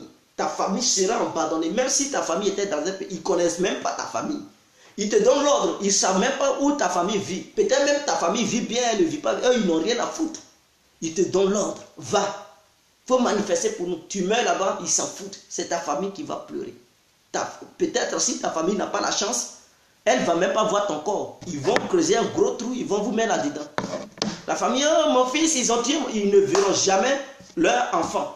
Et ceux qui vous ont envoyé, eux-mêmes, ils ne militeront jamais pour essayer d'apporter les besoins à ta famille. Et ta famille souffrira, ta femme souffrira, tes enfants souffriront. Est-ce que vous comprenez? La révolution, on peut faire la révolution sous plusieurs formes. On peut faire la révolution avec ça, la tête. Le monde a évolué. C'est avant, on faisait ça, la force, parce qu'on ne comprenait pas. Aujourd'hui, tellement le monde a évolué, la technologie aussi a évolué. Avant, là, vous allez dire, nos parents, ils se sont battus. Oui, ils se sont battus parce que les Blancs, avant, là, ils n'avaient pas de missiles pour lancer ça. Les missiles continentaux. Un missile d'un continent à un autre continent pour frapper les cibles de l'autre côté. Ça n'existait pas encore. Est-ce que vous comprenez? Ceux qui ont milité là pour mettre fin à la traite négrière, l'esclavage là, ce n'était pas 1945 mes frères. 1945 là, cette histoire de traite négrière, l'esclavage là, ça avait déjà pris un peu fin. Or, avant 1945, il n'existait pas les missiles intercontinentaux. Même en 1945, les bombes atomiques, pour dire on met ça sur un missile pour projeter ça d'un continent à un autre, ça n'existait pas. Il fallait des avions pour charger ça, pour aller larguer ça quelque part. Mais aujourd'hui, le monde a tellement évolué. Un blanc, il peut rester chez lui, te frapper chez toi à travers un missile. Il peut rester chez lui, abattre ton avion dans l'espace. Est-ce que toi, le noir là, tu atteins encore ce niveau de truc d'intelligence? Est-ce que tu as atteint ça? Est-ce que tu as cette technologie? Tu n'as pas ça. Quand tu n'as pas ça, utilise ton cerveau. Et le cerveau, nous pouvons utiliser le cerveau pour éviter les morts d'hommes. Le blanc, quand tu veux montrer tes muscles, il peut prendre des avions, survoler ton pays, te larguer des bombes.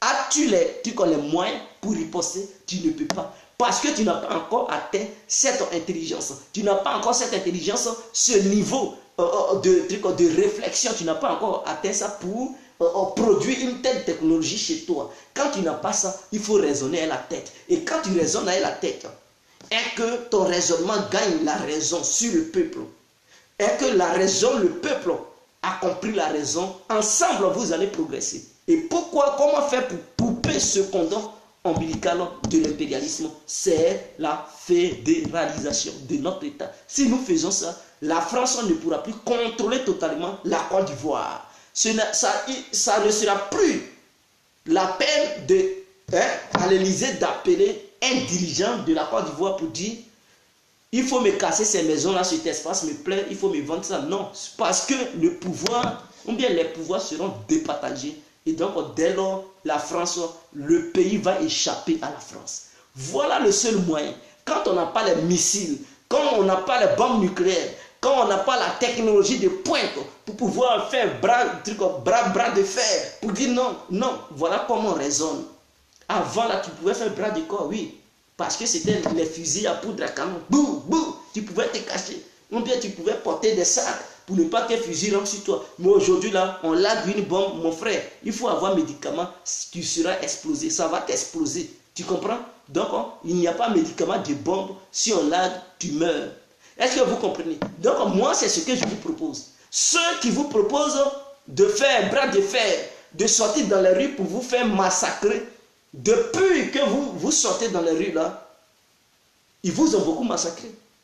Qu'est-ce qui a changé? Rien n'a changé. Le peuple n'a que ses gros yeux pour pleurer. Rien n'a changé. Le peuple pleure toujours. Donc ceux qui vous envoient là, ils ne vous aiment pas. Ils vous manipulent puisque vous êtes des vraies victimes. Ouattara vous a manipulé. Babo vous a manipulé. Bédié vous a manipulé. Ces trois vieillards là, ils ont manipulé la jeunesse pour assassiner la jeunesse et en retour, ils n'ont rien apporté à la jeunesse. En retour, ils ont trompé la jeunesse. Ouattara a menti à la jeunesse. Il a promis des choses à la jeunesse. Il n'a même pas fait ça. Il a roulé la jeunesse dans la farine. Babo a menti à la jeunesse. En retour, il a roulé la jeunesse. Il a promis à la jeunesse. En retour, il a roulé la jeunesse dans la farine. Bédié a fait pareil. Il a roulé la jeunesse dans la farine. Et encore, vous comptez encore sur ces vieillards-là pour un lendemain meilleur. Mais j'ai l'impression qu'il y a un vrai problème. Il y a un vrai problème. Aujourd'hui, vous n'êtes pas capable de dénoncer vos leaders. Mais vous êtes capable de vous battre entre amis, entre trucs sœurs. Oui, ou bien il y a d'autres même qui osent se battre avec leur maman, ou bien leurs parents. Oui, ça existe. Mais ces gens qui se battent avec leurs parents là, leurs parents qui ont souffert comme ça, la mère a porté ta grossesse 9 mois, elle a souffert, peut-être même on l'a opéré pour que tu voies le jour. Peut-être pour même t'accoucher là, c'est pas césarienne. Sinon elle mourrait sur le lit d'hôpital à cause de toi. Elle a souffert. Maintenant elle te met au monde. Elle te lève, tu es bébé. Elle te lave. Elle fait tout pour toi. Tu grandis, tu vas trouver qu'elle est sorcière. Tu grandis, tu vas trouver qu'elle t'a mal parlé, donc tu vas bouder. Et ces filles qui font comme ça, ou bien ces jeunes qui font comme ça, tu les vois, ils sont derrière leur leader politique. Oh, faut pas toucher mon leader. Ils sont capables même de te tuer à cause de leur propre leader politique. À cause de leur leader politique.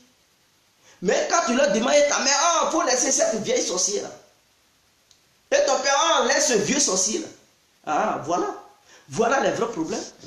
Et vous voulez un changement.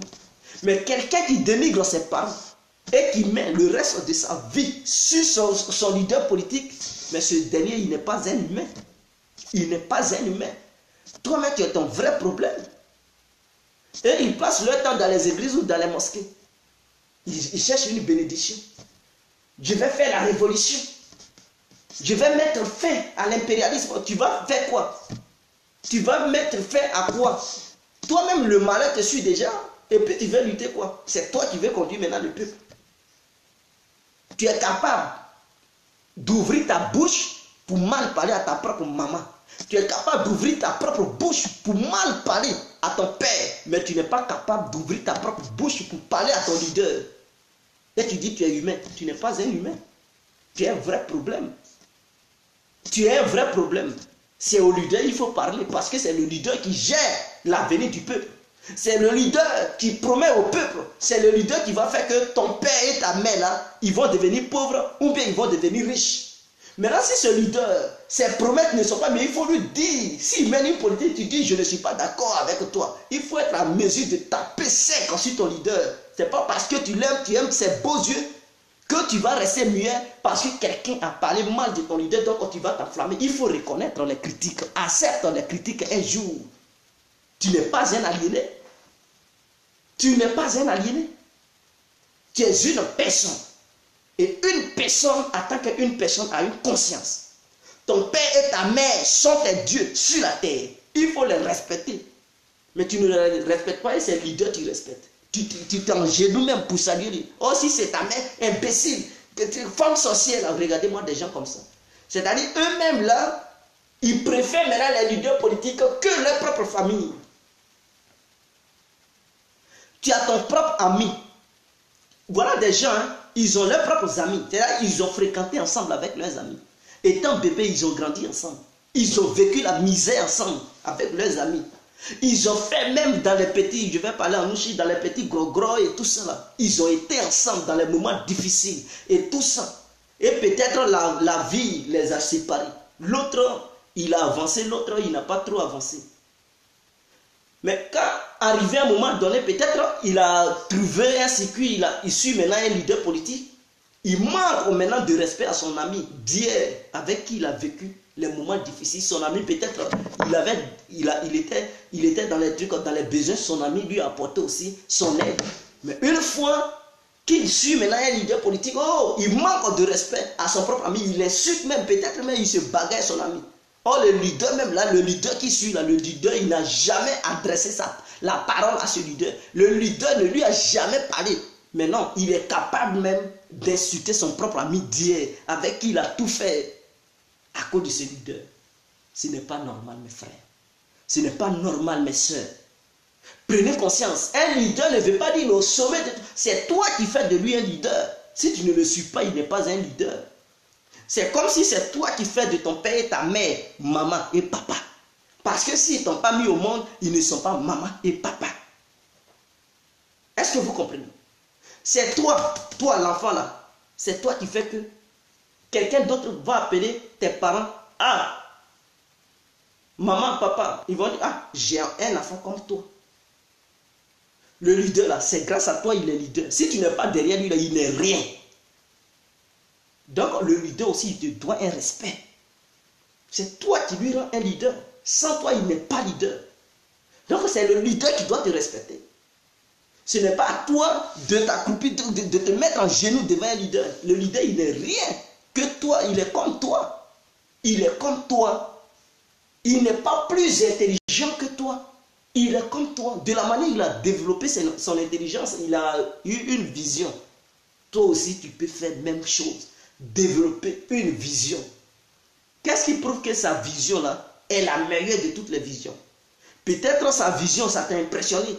Mais si toi aussi tu t'assois pour bien réfléchir, peut-être tu vas encore avoir plus de vision, encore bien plus claire que ton leader que tu suis là. Voilà. C'est une histoire d'organisation. Si tu as des amis qui sont très intelligents, sages, plus sur toi, ensemble là, vous pouvez devenir des jeunes leaders, bien éclairés. Et vous pensez que ce sont les vieux seulement qui vont faire la lutte? Non, la jeunesse aussi peut faire la lutte. C'est une question de volonté. Si la jeunesse est déterminée, quand tu es trop fâché là, mais les idées viennent. C'est comme quelqu'un qui est inspiré là. Quand tu es inspiré, il y a l'inspiration t'apporte la vision. Et la vision t'apporte les idées. Les idées t'apportent les paroles. Mais quand tu n'es pas inspiré et que tu es là, tu te caches, mais mon frère, tu seras toujours comme si tu n'étais pas un homme. Ça fait de toi un sous-homme. Tu veux devenir un sous-homme? Tu veux devenir un homme ou un sous-homme?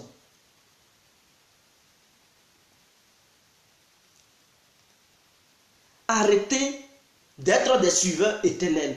Vous êtes nés pour devenir des leaders. Est-ce que vous comprenez? Vous là, vous êtes nés là pour apporter quelque chose au monde. Vous n'êtes pas nés pour être des ouvriers durant le reste de votre vie. Est-ce que tu es né pour travailler dans l'entreprise de quelqu'un pendant longtemps? Si toi-même tu as l'opportunité, est-ce que tu ne vas pas vouloir devenir ton propre patron? Ou bien ta propre patronne? Oui, qui ne veut pas devenir patron dans sa vie? Qui ne veut pas créer son entreprise? Qui veut être toujours serveuse dans un restaurant? Qui ne veut pas aussi être patron ou patronne? Mais tout le monde veut. Tout le monde veut. Pourquoi vous vous sous-estimez? Pourquoi vous vous cachez derrière les vieillards? Pendant ce temps, c'est vous qui faites les vieillards. Sans vous, là, les vieillards là, ne sont rien. Qui parle à la place des vieillards? N'est-ce pas les jeunes qui font les meetings? N'est-ce pas les jeunes qui battent la campagne? Ou bien les campagnes en truc présidentiel, les campagnes en truc municipal? Partout. N'est-ce pas les jeunes qui sont sur le terrain? Pourquoi cette jeunesse ne se prend pas elle-même au sérieux pour dire, bon, j'ai trop fait pour le vieux. Maintenant là, il faudrait que je prenne ma responsabilité pour faire. Nous, la jeunesse, on doit faire pour nous-mêmes. Puisque les jeunes, les vieux, ils nous utilisent pour parvenir à leur fin. Pourquoi nous-mêmes, on ne s'utilise même pas, on s'utilise pas pour pouvoir parvenir à ce que nous visons? Vous vous laissez manipuler par les vieux. Tous les politiciens, là, ils utilisent les jeunes. Je dis bien, ils utilisent les jeunes. Que ce soit campagne, mobilisation, partout, parce qu'ils savent de quoi les jeunes sont capables. Mais quand il s'agit des postes, non, ils écartent les jeunes. Ah oui, Quand il s'agit maintenant des postes, ils écartent les jeunes. Ils ne veulent même pas voir. Ils nomment les vieux. Mais quand il s'agit de convaincre la population, ils utilisent la jeunesse pour convaincre parce qu'ils savent. Ils savent que les jeunes, ils ont une intelligence. Ils sont capables de convaincre. Ils ont une vision. Ils savent comment parler devant la jeunesse pour convaincre. Mais une fois la jeunesse convaincue par les autres jeunes, les vieux, une fois aux affaires, ils écartent maintenant les jeunes et ils accumulent les postes. Et les jeunes maintenant, ils subissent. Pourquoi vous ne voulez pas prendre? C'est-à-dire, je ne comprends pas. Hein? Ton patron, il t'utilise. Il dit non, il faut construire la maison. C'est toi qui fais maintenant truc la maison. Tu fais l'étage, ça arrive. Et maintenant, pour dormir là-dedans, non, il dit non, tu n'as pas le droit de dormir là-dedans. Il prend maintenant ses amis, il dorment dans l'immeuble. Et chaque jour qu'il veut faire un immeuble, c'est toi qui l'utilises, tu fais l'immeuble. Pourquoi toi, tu ne deviens pas ton propre truc architecte pour pouvoir construire un immeuble à toi? Pourquoi? Et travailler pour le patron. Et maintenant, le jour qu'il s'agit de dormir maintenant dans cet immeuble, non, ton patron, il t'écarte. Et c'est toi qui vas dormir sous la belle étoile. Mais je ne comprends pas. Donc la jeunesse peut, puisqu'elle est déjà forte. Si elle n'était pas forte, les vieillards, ils n'allaient pas compter sur les jeunes. Laurent Gbagbo, il a compté sur Blé. Quand c'était chaud là, mais il comptait sur Blé. Blé était son... Pourquoi? Parce qu'il savait que la jeunesse était forte. Ouattara, il a compté sur Soro. Parce qu'il savait quoi? Il savait que la jeunesse était forte. Bédi a compté sur qui? Mais Kakebe, quand il était jeune, Bédi a utilisé Kakebe. Pourquoi ils n'utilisent pas les vieux pour les mettre au devant? Et puis ils utilisent toujours les jeunes pour pouvoir avoir la population derrière eux. Parce qu'ils savent de quoi les jeunes sont capables. Et maintenant, la jeunesse d'aujourd'hui, je ne comprends pas. Elle se sous-estime. Qu'est-ce que je peux faire? Je ne suis pas capable. Tu n'es pas capable. Hein? Ça là, ton cerveau là, ça y est où? Ça y est où? On voit les pro-Ouattara qui s'entre-déchirent, les pro-Gbagbo qui s'entre-déchirent avec les pro-Ouattara, les pro-Bédier, confusion totale, les gens, ils s'entretuent. Mais pourquoi s'entretuer, mes frères et sœurs? Vous-même, vous êtes des vraies victimes. Ces politiciens, ils nous ont cogné les têtes. Aimons-nous les uns et les autres. Vous allez voir, si ces politiciens, ces vieillards-là, ils partent, nous allons nous aimer. L'amour va venir. Ah oui, l'amour va s'installer seul. Mais tant que ces vieillards seront là, la jeunesse sera divisée. Pourquoi? Parce qu'il faut diviser pour mieux régner. Et ces vieux-là, ils nous utilisent, ils nous divisent. Et quand on meurt, c'est pas... La mort là ne trouve pas les vieux. Hein. Non, les vieux, ils sont toujours là. Et ils s'en foutent. Est-ce que quand on meurt là, ils pensent à nous? Ils ne pensent pas à nous. Est-ce qu'ils décrètent des deuils nationaux? Non, ils ne font pas. La preuve en est que les 20 morts là, il n'y a même pas eu de deuil national. Hein. Il n'y a même pas eu. Hein. Ils s'en foutent. Les morts là, les 20 morts là, si c'était en Europe, ils allaient décréter un deuil national. En Côte d'Ivoire, il n'y a même pas de deuil. Ce sont les gens qui sont morts. Et bon, on va étudier la situation. Et puis c'est fini. Ils ne vont même pas indemniser ces familles-là dont l'inondation a cassé leur maison. Ils ne vont même pas leur venir en aide. Ils vont dire, oh, mais vous n'avez pas le construit. Ils vont même encore leur taper là-dessus. Mais demain, vous allez voir, quand ils auront encore besoin de ces gens-là, ils vont venir les blaguer. Les jeunes vont les suivre encore. Ça, c'est une manipulation. Nous sommes victimes, en fait. On est victimes. Voilà le problème. Lors de la crise post-électorale, est-ce qu'ils ont décrété des deuils? Non. Les gens sont morts. Ils sont déjà allés vers les familles pour les consoler. Même si on ne paye pas les gens et l'argent, mais on pouvait apporter quelque chose à ces familles qui ont perdu un être cher pour essayer d'être avec ces familles. Leur donner quelque chose. C'est comme ça qu'on fait en Europe. Quand quelqu'un meurt, si un terroriste tue quelqu'un, mais la personne tuée là, vous comprenez, l'État va essayer d'aller vers la famille de la personne qui est morte pour apporter quelque chose. Mais l'État ne paye pas ce défunt. Mais l'État essaie de consoler la famille et donne quelque chose à la famille. C'est comme ça on fait. Mais en Côte d'Ivoire, non. Ils nous ont cogné les têtes, on s'est entretués. Il y a eu des morts, ils s'en foutent.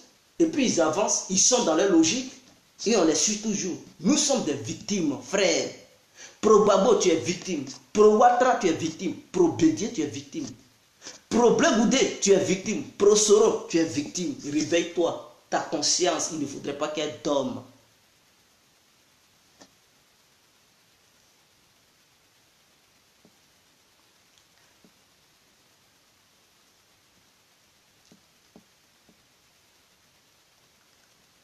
Ah oui, donc on ne dormait pas. On dit en lutte, et puis tu mènes une lutte au 21e siècle et tu mets un vieux devant. C'est comme si on dit tu pars en guerre, c'est chaud. Le terrain est chaud. Et tu prends un vieux qui a une canne, tu dis c'est lui qui n'a qu'à faire la guerre pour toi. Mais, vous allez perdre la guerre. On dit il y a des commandos sur le front. C'est mou.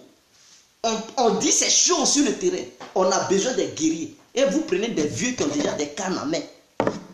Vous leur donnez des armes lourdes pour aller combattre pour vous. Pendant ce temps, vous êtes encore chaud.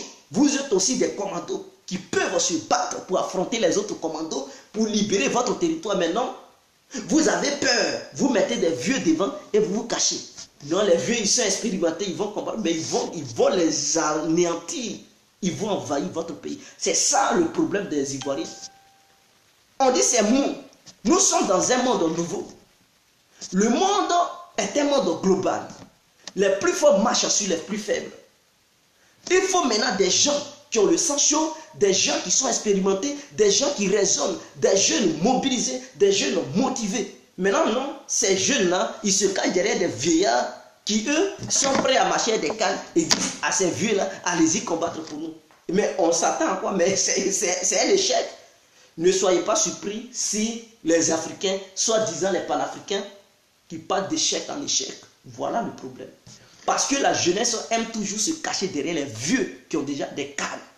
Et c'est un problème pour cette jeunesse africaine, pour ne pas dire ivoirienne, parce que je suis ivoirien. Est-ce que vous comprenez? Pour mener cette bataille-là, on n'a pas besoin des vieux, on a besoin des jeunes.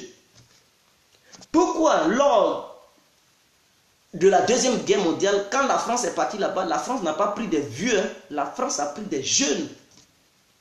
La France a fait quoi? A pris des jeunes soldats en Afrique pour venir faire quoi? Aider la France. Parce que les Français étaient conscients. Ils savaient que les vieux là, ils ne pouvaient rien faire. Il fallait des jeunes pour pouvoir aider la France. Parce qu'ils sont courageux, ils sont déterminés, ils ont la force, ils n'ont pas peur. Ils peuvent affronter le feu.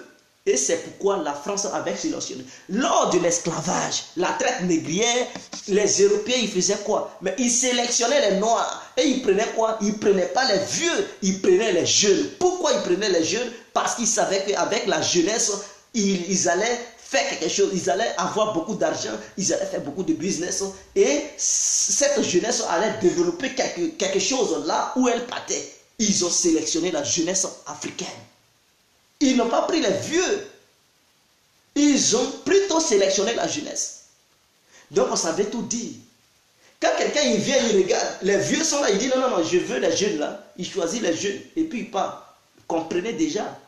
Pourquoi il veut les jeunes? Parce qu'il sait que les jeunes, ce sont des gens qui peuvent affronter les difficultés, qui peuvent apporter quelque chose que les vieux ils ne peuvent plus apporter. Voilà pourquoi des gens, ils préfèrent choisir souvent les jeunes. Pourquoi on dit, quand tu travailles, arrivé à un certain âge, tu dois aller au chômage. Pourquoi? Parce qu'on sait que tu n'as plus la capacité que tu avais pendant ta jeunesse. Pendant que tu travaillais là, la capacité que tu avais, tu ne peux plus avoir encore cette même capacité pour travailler. À l'âge de 60 ans ou bien 70 ans, ici en Europe, on te dit pas au chômage. Parce que tu ne peux plus travailler comme avant. Pourquoi? Les jeunes, ils ont plus d'avantages que les vieux. Parce qu'ils savent de quoi sont faits les jeunes. C'est ça. Voilà. Donc vous-même, vous savez, quand quelqu'un il travaille, arrivé à un certain âge, on dit pas à la retraite. Mais vous pensez qu'on les chasse, on leur dit d'aller à la retraite. Pourquoi? Parce qu'on sait qu'ils ne sont plus capables de travailler comme avant, de réfléchir comme avant, d'être déterminés comme avant. Pendant qu'ils étaient jeunes, ils ne peuvent plus, ils n'ont plus cette même capacité parce que leur capacité, l'être humain, arrivé à un certain âge, sa capacité diminue. Mais nous, en Afrique, c'est quand tu es vieux là, nous, on pense que c'est là ta capacité augmente. Non, non, non, non, non. Ça diminue. Et donc, si nous plaçons toujours les vieux là, ils ne peuvent pas nous apporter quelque chose parce que leur capacité diminue. Voilà pourquoi nous souffrons trop en Afrique. Et on dit non, ce sont des sous-préfets français qu'on met au... Non, non, non, mais voilà le problème. Un vieux ne peut plus faire truc. Un vieux, il est comme un enfant. Un vieux, il faut le blaguer et puis il tombe dans le piège. Mais le jeune, pour le blaguer là, il est très prudent. Surtout quand c'est un battant, surtout quand c'est un guerrier, surtout quand il sait qu'il vise quelque chose, tu ne peux pas le blaguer comme ça. Non, il est très prudent. Mais le vieux, tu peux tout de suite mentir au vieux, il tombe dans ton piège. Voilà comment sont les vieux.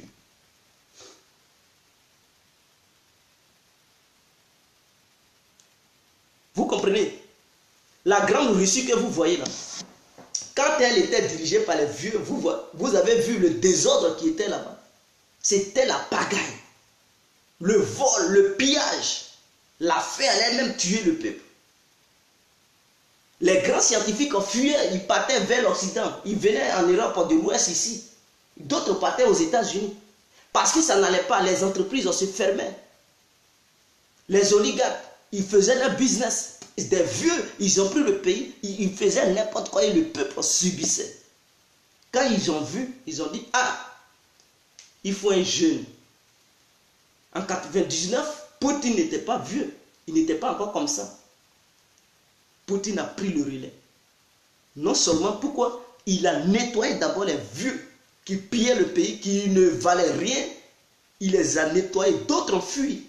D'autres ont fui. D'autres ont fait truc à la prison. Il les enfermait. D'autres ont fui le pays. Il a bloqué l'argent des gens. Des voleurs là, des vieux voleurs là. Et il a rétabli l'ordre en Russie. Il a rendu la Russie puissante. Les vieux, ils ne pouvaient pas parler devant les Américains. Quand Poutine a pris le pouvoir, il a parlé devant Obama.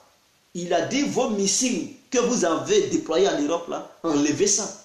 Obama a dit, ce n'est pas négociable. Il était furieux. Il a dit, bon, comme ce n'est pas négociable, je vais fabriquer des systèmes pour pouvoir transpercer vos missiles que vous avez mis. Et dans son discours, il a dit ça. Il a dit, quand la Russie parlait, les Européens ne voulaient pas écouter les Russes. Pourquoi? Ils n'écoutaient pas les Russes parce que c'était des vieux qui étaient là-bas. Et donc, les vieux n'étaient pas influents. Et le jeune, il a pris le relais. Il a dit, bon, comme vous ne voulez pas nous écouter, je vais rétablir l'ordre. Et vous allez nous écouter maintenant. Quand il a fait son discours, il dit, écoutez-nous maintenant. Écoutez-nous maintenant. Donc, vous devez comprendre. Pourquoi les Français ont voté truc comme Macron? Ils ont dit Macron est jeune, il est bien, il est l'espoir, il peut amener quelque chose. Voilà pourquoi ils ont mis Macron. Parce que les vieux qui sont venus là, ils n'ont rien foutu. Vous savez, les vieux, ils ne raisonnent pas bien. Sarkozy, il est venu là. Lui, son temps, il a passé, ça fait guerre. Bombarder la Libye, il cherchait comment faire guerre. François Hollande est venu. C'est ça l'homme. Quand tu es vieux là, tu penses au mauvais. Au lieu de t'occuper de ton problème. Non, non, non, tu cherches des problèmes. Des problèmes. Voilà les vieux en Côte d'Ivoire. Ils ont cherché des problèmes, ils nous ont apporté des problèmes. Voilà. C'est dans ça qu'on est aujourd'hui, on souffre. Au lieu de chercher solution, le vieux, non, lui, il cherche toujours problème. Il cherche problème. Remarquez, il y a des vieux, quand tu leur adresses la parole, ils prennent ça pour faire par là. Il se fâche parce qu'il est vieux. Son cerveau a vieilli. Et c'est ceux-là, vous voulez qu'ils dirigent la Côte d'Ivoire. C'est un danger. C'est un danger. C'est à nous la jeunesse. Allez-y, vous faites enrouler. L'heure est grave. L'heure est grave. Allez-y, vous faites enrouler. L'enrôlement ne veut pas dire forcément que tu vas aller participer à une élection présidentielle pour élire un président de la République. Mais tu peux changer le député qui vient de ta zone. Tu peux changer le maire qui vient de ta zone. Si tu n'es pas content de lui, tu peux changer. Mais comment changer? Si seulement si tu pars, tu fais enrôler. Voilà comment tu pourras avoir un mot à dire dans le choix du maire qui va gouverner ta future ville ou bien ta commune. C'est tellement clair. Donc, c'était ma petite vidéo de ce soir. Je pense que demain, on fera encore une autre vidéo. Et vous pouvez apporter les critiques pour tous ceux qui ne sont pas d'accord.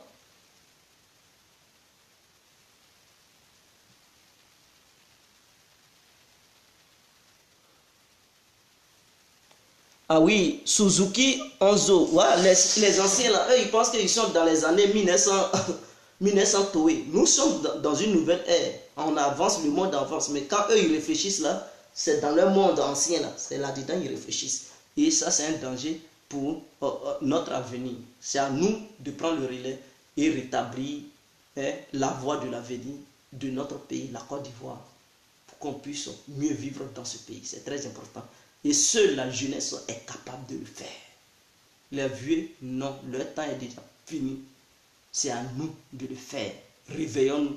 L'heure est grave. Chers jeunes Ivoiriens, réveillons-nous. L'heure est grave. Le pays nous appelle. On doit répondre à l'appel du pays.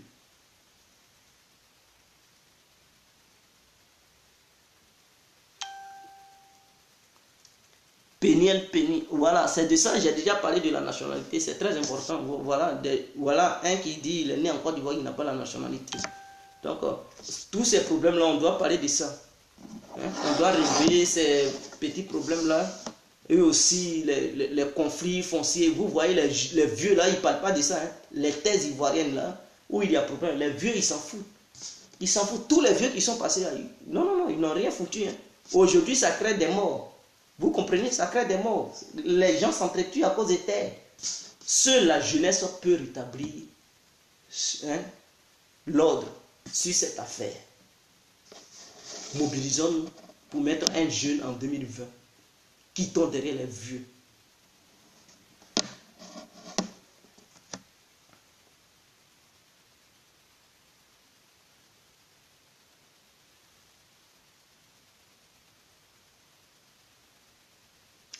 Bon, je vais stopper maintenant la vidéo. Je vous souhaite une très bonne nuit. Prenez bien soin de vous. Faites des beaux rêves. C'était l'incontournable Guerre complet. À demain. Ciao, ciao.